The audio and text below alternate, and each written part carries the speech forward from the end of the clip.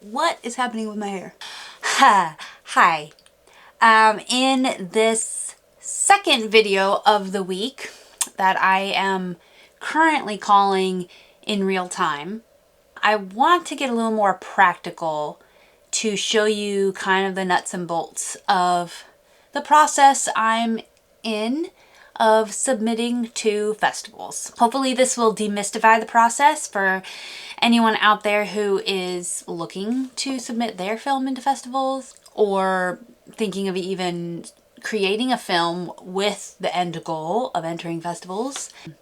I think one of the biggest things that kind of intimidate us, especially as actors, is just the unknown and it feeling big and unknown. And when you look at it and find out how simple it is, then it's easier to think about moving forward. I'm just gonna fumble my way through this and welcome you to come along.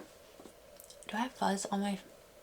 What I learned from my last video was even though in the mirror my skin doesn't look too shiny, apparently on camera it does. So today I used powder.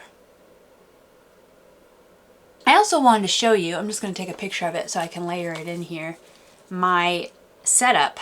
I do have a pretty nice camera that I saved up for, but this is literally all I really have set up right now. I do have a little window above me that's giving my head kind of this, you know, highlight, which may or may not be the visual premium of lighting, but I am not a lighting expert, so I am learning. I also learned yesterday, with the help of AI, how to dial in my camera, because in the past I was using an automatic setting that when the lighting in the room changed, then the settings on the camera would automatically change, creating a really inconsistent lighting look for my footage. So I am learning all of these things. I'm not a camera woman, I'm not a lighting woman, but as an actor who is wanting to put her content out there, these are important things to learn, but you don't have to know them all right away. That's what I really want to show you, is like, my stuff may look decent, but it's because I've been taking small steps. And if you look back on the stuff I was putting out even last year, a couple years ago, it did not even look like it does now. So the point is just to start. Hopefully this is an encouragement. If you are a creative, if you are wanting to put out content, create space for yourself in the creative world, you have to just start, whether it looks professional or not. Just start putting it out there. And if you are being honest and you are being real and you are exhibiting whatever is your artwork, that will carry you through the learning process of the technical side of things. So today I wanted to show you what I do to submit to film festivals. We are going to FilmFreeway.com. So this is where you can submit to most film festivals. The bigger ones like South by Southwest, Sundance, Raindance, River Dance. No, I'm just kidding. Those are all, they probably have their own website, web page that you submit to. Actually, I think South by Southwest you can submit to through FilmFreeway, but some of the bigger ones you have to go through their website. But most film festivals are on this page. So all you have to do is sign up, get a profile, fill in, you know, your little profile settings, and then just search for whatever festival you would like to submit to. Now, here's the big question, is which festivals to submit to. I do not have that answer for you. That will take some research. What you want to do is research festivals that maybe fit your specific genre, maybe fit your specific type as a filmmaker. For instance, you know, I'm going to submit to festivals that really like to highlight female filmmakers or female performers. I'm also probably going to submit to festivals that, you know, are sports centric because of the martial arts in my film, or that are mental health abuse awareness centric because of, you know, the mental health and domestic violence themes in my film. So that is one way you can go about it. What I am doing, because here's the thing, each festival has a fee. And if you're just shotgunning it and you're trying to just enter any festival that you think your film could get into, you're going to be racking up fees. So I personally am working with a festival strategist. I don't necessarily know how to connect you with one because I found mine by word of mouth. But I would encourage you, if you would like to have a very streamlined process and only enter the festivals that are really going to have an eye for your film, I would research film festival strategists. Look for someone who is working behind the scenes in film festivals as a programmer. Programmer is the term for the people in the festivals that are watching all the films that get submitted. Okay, I didn't know that term before. Programmer sounds really like, it sounds like a computery term to me, like someone who's making robots or something. But that's the term for the person who is watching film after film after film and then passing along the ones that they think are well done or they think fit in the theme and the essence of the festival that they are working for. So if you can find a film festival strategist that also is a programmer for a few different film festivals, I feel like that's a really good sign, because it's not someone, you know, these days, there's so many people that are promoting themselves as some type of specialist or some type of guru, but they might have just like researched it online and like gotten some knowledge from AI or whatever. What you really want in this instance is someone who is actually in the community of the film festival world and not just the lower tier film festivals. That's another thing you'll need to learn is there's tiers of festivals, and it doesn't mean that you shouldn't go for any of the lower ones, and it doesn't mean that you should even go for the higher ones. It's good to know your lane, and even if you don't work with a strategist long term, it could be really helpful just to have a consult with them and get their honest opinion about what lane your film is in.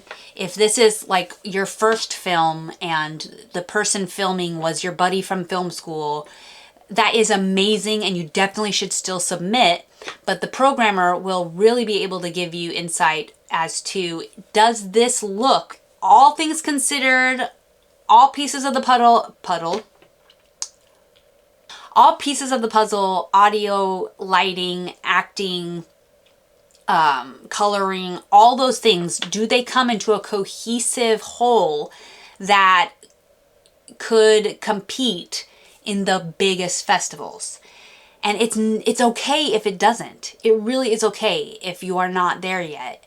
You should still submit, but it's good to know what level you're submitting at so that you actually have a chance, because otherwise you're just spending a bunch of money for entry fees when there's probably no way you're going to get into these bigger festivals initially.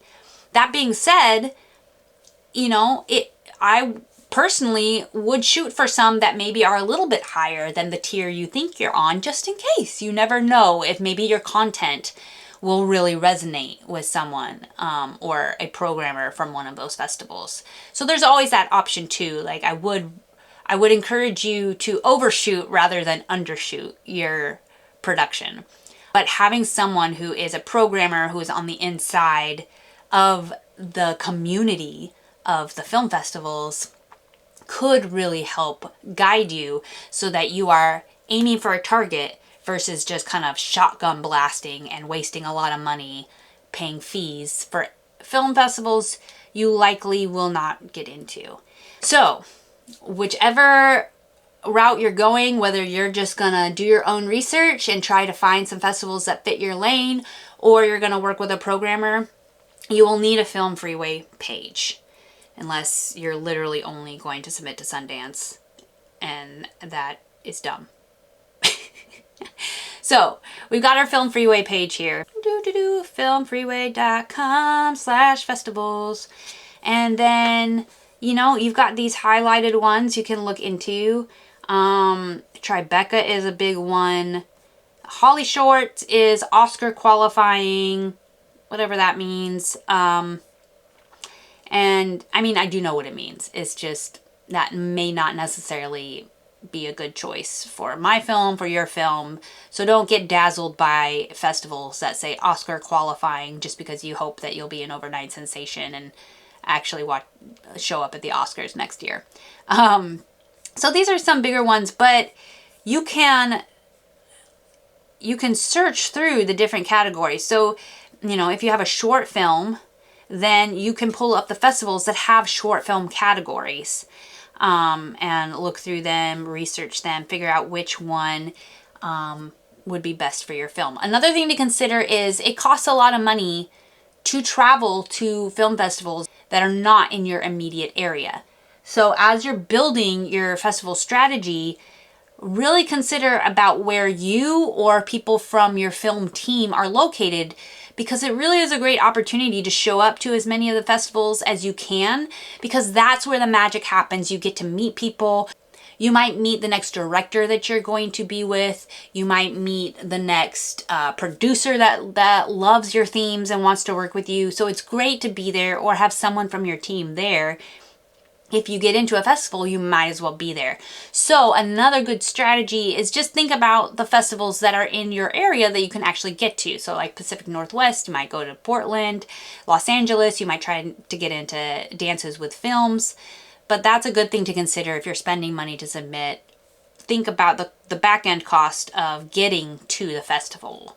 So yeah, I would encourage you to research which festivals would be the best for your film.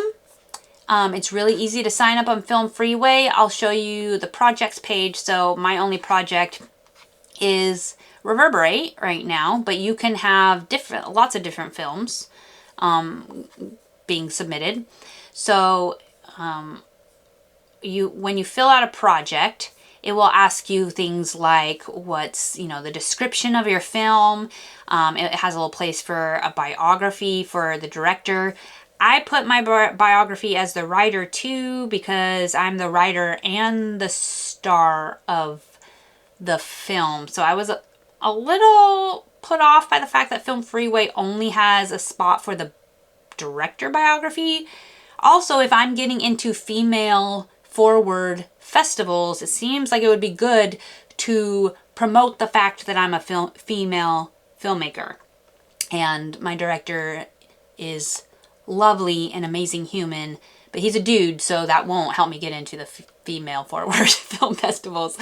So anyway, so you can make choices like that too. I have some images from filming and some screen shots from the film over here. I have a trailer. So you'll also want to have the credits, your main credits that you'll input. And then, they ask you some specification things, but it's super easy to fill out a project on FilmFreeway. Not difficult at all. You will need your film either in a file or on Vimeo with a password in order to get that put up on your project page. Then there's also the submissions page where you can, we're rebuilding our search index following platform upgrade. Your submissions are all accounted for. Great, so this is helpful. Well, normally your submissions would be showing right here. It would show that I've submitted to 4, and right now it's not showing the 4 that I've submitted to. So thank you, FilmFreeway. But anyway, so as you can see, it's super easy. Easy to research which festivals you might want to enter. Let me just click into one so you can see. So we'll click into Holly Shorts. So when you click into Holly Shorts, you see the type of festival it is. It's Academy Award qualifying, BAFTA qualifying, all those things that, may or may not be important for your film. They've been around for 22 years. That's something I look at, because if a film festival has only been around for like a year or two, then I'm like, how established are they? Then there's, it shows you where the website is so that you can research it further. It's really important to read through the rules, make sure that your film even qualifies, you know, if it is the right length. A lot of them, if you go to the category here, so short live action, it tells you what length of time your film can be. So this says live action films 40 minutes or less. A lot of them will say like 20 minutes or less. So it's important to make sure that your film fits the specifications that they're asking for a specific category. And then you can see the festival fee. So for Holly Shorts, it's a whopping $65 for the regular deadline. And that's nothing to ignore if you're submitting to multiple festivals. So part of your strategy will have to be, what is your budget? And, you know, how many festivals can you submit to? There are a lot of festivals that are only like $15 to enter, but then in that case, you know, it's maybe not as high a tier. Let's see, Portland Film Festival, their short film entry fee right now at the final deadline is $75. But there are a lot of festivals out there for like around the $15 to $20 range. So that's another part of your strategy. Anyway, that is the brief overview, which I hope is just helpful for anyone out there. Anyone who's just curious about the actual nuts and bolts of what I am doing to enter festivals. And also those of you who may just be intimidated by the process, and now you see how simple it is to actually submit a film into a festival. I have only submitted to 4 festivals so far. One of them I submitted to before I started talking to my festival strategist. And, you know, I now think that that was probably wasted money because it was South by Southwest, and she's like, yeah, your film is really good, but I don't think that it's going to stand out for that audience of programmers, because she knows the type of programmers and what they're looking for per festival. And that's a huge mystery. And, you know, you can still submit to festivals without knowing that inside scoop. But if you find a festival strategist that knows that community, that could be a big help. I also submitted to Block Island Festival, and I broke my rule. I broke my rule of only submitting to nearby festivals that me or one of my teammates can get to. Most of my team is based in LA, and I'm currently in Washington State. And I broke that rule because my director had previously had a film in Block Island Film Festival, which is exactly on the other side of the country for me, and even farther because it's an island off of Rhode Island. So the cool thing is that I actually got selected, and got selected as a spotlight film, which means I will be doing my first film panel at my first festival, which is amazing and crazy. And I'm excited about that, to talk in front of an audience about the process of creating this film. But the travel has been quite an adventure to navigate, getting to the other side of the country 2 months from now. And I'm excited to continue to share that part of the adventure with you, and how to find, you know, travel, how to get places. Here we go.